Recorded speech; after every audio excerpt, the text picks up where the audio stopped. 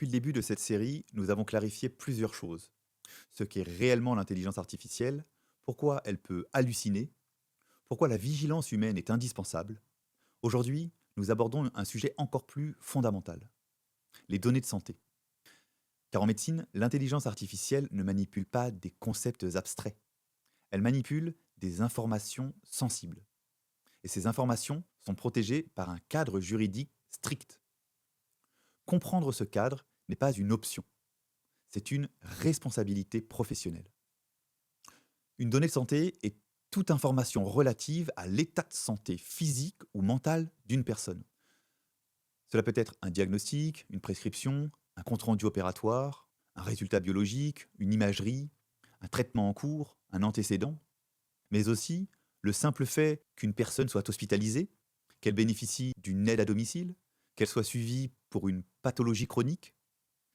Ces données sont dites sensibles parce qu'elles touchent à l'intimité, à la vulnérabilité et à la dignité de la personne. Quand un patient nous confie son histoire médicale, il nous confie une part de lui-même, et cette confiance ne peut pas être trahie. Le RGPD n'est pas une contrainte administrative, c'est un cadre de protection. Il repose sur plusieurs principes structurants. Premier principe, la finalité. Une donnée ne peut être collectée et utilisée que pour un objectif précis. On ne collecte pas au cas où. On collecte pour une raison définie. Deuxième principe, la minimisation. On ne recueille que les données strictement nécessaires. Plus n'est pas mieux. Trop de données augmentent le risque. Et troisième principe du RGPD, la sécurité.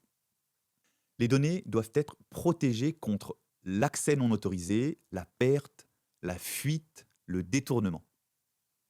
Et quatrième principe, la traçabilité. Il doit être possible de savoir qui a accédé aux données, à quel moment, dans quel but, etc.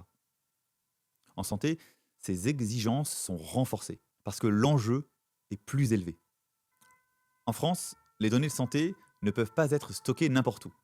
Elles doivent être hébergées chez un prestataire certifié HDS pour hébergement de données de santé. Cela signifie des infrastructures sécurisées, des audits réguliers, des normes techniques strictes, des contrôles d'accès rigoureux, des sauvegardes protégées. Un simple cloud grand public ne suffit pas. Même s'il est pratique, même s'il est performant, la performance ne remplace pas la conformité. L'HDS n'est pas un label marketing, c'est une garantie de protection. L'intelligence artificielle fonctionne à partir de données. Et en santé, ces données sont particulièrement sensibles. Si elles sont mal protégées, il y a un risque juridique, il y a un risque réputationnel et il y a un risque moral. Un soignant ne peut pas transmettre un dossier patient dans un environnement non sécurisé, même avec de bonnes intentions. La technologie ne justifie jamais la négligence. L'innovation ne dispense pas de la responsabilité. Respecter le RGPD et l'HDS n'est pas seulement une obligation légale, c'est un acte de respect. Quand un patient nous parle de sa maladie, de ses douleurs, de ses peurs, il nous confie une part de son intimité. Si nous utilisons des outils numériques, ces outils doivent être à la hauteur de cette confiance. La technologie ne doit jamais fragiliser ce lien, elle doit le protéger. Avant d'utiliser un outil d'intelligence artificielle, un professionnel de santé devrait se poser quelques questions simples.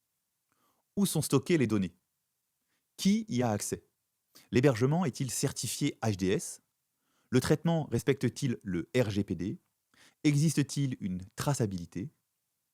Ces questions ne sont pas techniques, elles sont professionnelles. Utiliser un outil numérique sans se les poser serait une forme de légèreté. Et en santé, la légèreté n'est pas permise. L'intelligence artificielle en santé n'est pas seulement une question de performance, c'est une question de cadre, une question de responsabilité, une question de confiance. Nous ne pouvons pas parler d'innovation sans parler de protection. Nous ne pouvons pas parler d'intelligence sans parler de dignité. Utiliser l'intelligence artificielle exige plus qu'une compréhension technique. Cela exige une conscience. Il existe plusieurs intelligences, mais une seule humanité. Et protéger cette humanité commence par protéger ses données. Bienvenue dans le monde des intelligences.